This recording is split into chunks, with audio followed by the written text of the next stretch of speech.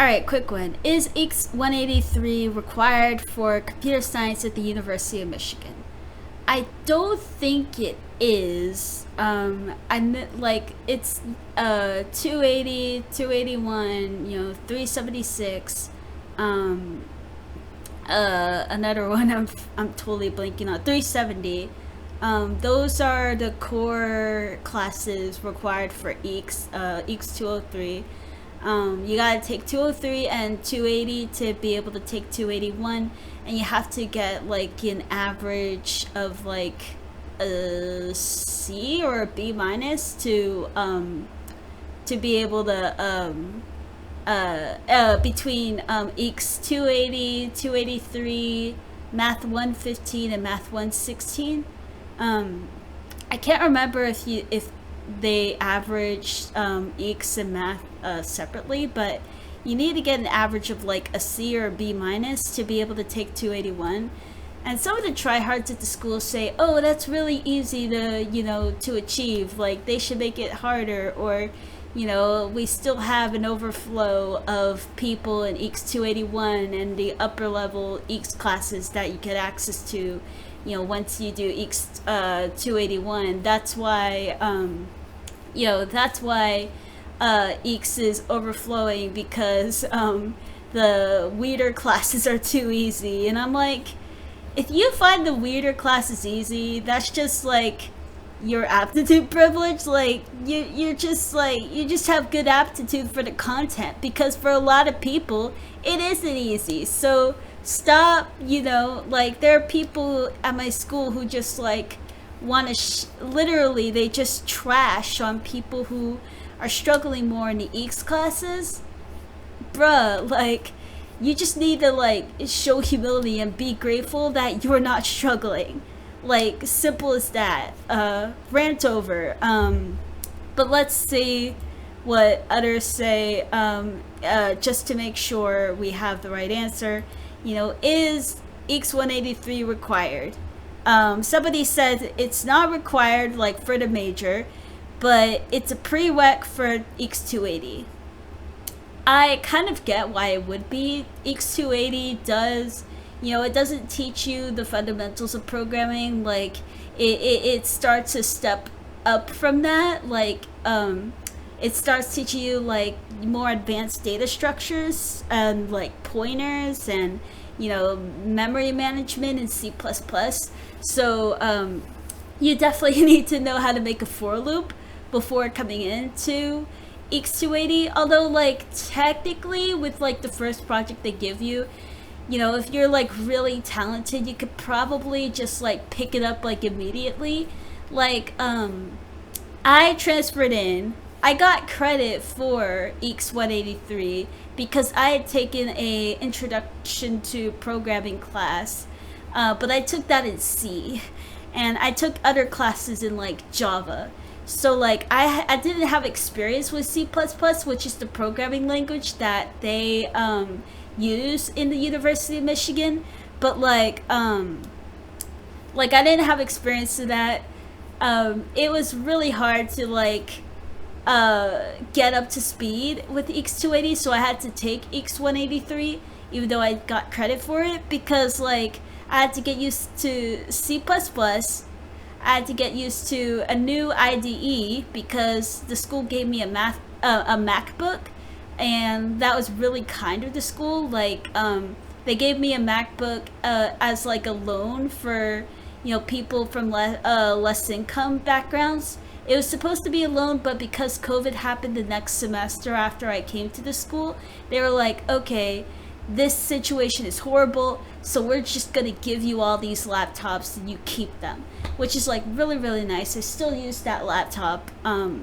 Very, very kind of them. I just never used a MacBook before, so like I really I struggled a bit to like get used to that, get used to the IDE I had to use. Like VS Code was like giving me trouble, so I had to switch to Xcode because that was the one that people recommended to use on a Mac. And I had to get used to their autograder system, which my community college did not have. I had to get used to yeah, I had to get used to all these things. So even though bottom line, EECS 183 is a prereq for a required class, you have to get credit for it somehow. Unlike other classes in EECS 183 is really easy to get the requirement satisfied by like a community college class like I did. Like I wasn't even trying to satisfy that requirement. I just did taken, I just completed a computer science associates at a community college. Didn't really do me much good at all. Like even the English class wasn't accepted. I had to have taken the second English class too to have gotten credit for just the first year writing requirement. And trust me, I did not need to take more than one English class in community college to get through the first year writing requirement. It was really dumb. The University of Michigan does give you a lot of flack when it comes to trying to, bring in credits to cover like major classes required for majors. Or like even general ed classes. It is such bull. Like, anyway, but yeah, so you have to, oh yeah, they say that you can test out of EECS 183 by completing a project with 100% accuracy, but they're not sure how to access that. So there is a way to kind of get around that, there are plenty of ways to get around the EECS 183 requirement. You take a class at a community college or a different college, transfer it in. They're a lot nicer about it than other requirements. But yeah, like when people see how long this video is, they're probably going to be like, oh, how long does it take to answer a simple question? I'm giving you all the info that I could possibly give on this topic. That's just how I am, and I hope that people can see the benefit in that. Sorry. But yeah, another person says EECS 183 isn't explicitly stated to be a requirement for declaring a CS major. Yeah, it's not required to declare the CS major, but it is implied to allow you to access 203 and 280. I didn't know you need that for 203. I knew that you needed Calculus 1, Math 115 to access EECS 203, which is discrete mathematics. They have nothing to do with each other. Like, you'd be just fine theoretically taking EECS 203 without Math 115, but they want you to have that experience, figuring math out, logically. Like, they want you to have that Michigan math experience before you go into 203, which makes sense because 203 is notoriously difficult, and you do need to it's good to have practice, using mathematical logic, even if it's very different from discrete math. I can see kind of the logic, but I still think it's just like another hurdle that people have to jump through. By the way, Michigan math, like the math classes, the beginning math classes at the University of Michigan, are notoriously difficult. But a little known hack is that if you take the honors version of the calculus classes, the homework assignments are difficult, but you can get help at the science learning centers for those classes, for those homework assignments. But the tests, therefore, are super duper easy. So that's just like a hack there for the math classes. Unfortunately, no such hack exists for the difficult EECS classes. You can choose, which upper level computer science classes you take, but that's only if you can get past the weeder classes. I was not able to, so yeah, that'll be difficult. This person says, you should see if EECS 183 can count as a transferable credit from your previous institution. I was a sophomore transfer as well, and I did not have to take EECS 183 because of the credit, and instead took EECS 203/280 my first semester. Youch.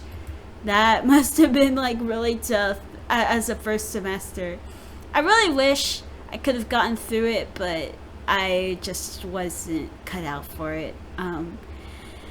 My brain, I just haven't figured out how my brain works optimally. My IQ is actually above average, but I can't, because of like ADHD and other issues, like I can't get my brain to work optimally, so I wasn't able to take advantage of this. So I wasn't able to get through computer science, even though I loved the challenge, but it was a bit too much of a challenge for me, so couldn't get through it. But anyway, that's gonna be it for me. I've been CoolHotTakes. I hope this was very rambly, but I hope this was helpful. Thank you so much for watching.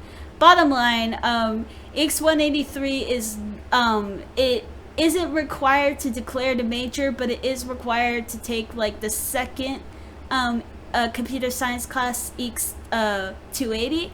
So you do end up having to take it one way or another, but there's like tests and there's like transfer credit through like dual enrollment, or I don't know if AP computer science, I don't know if getting a 5 there would work, but you know, there are ways to get around the requirements, so you don't have to take EECS 183.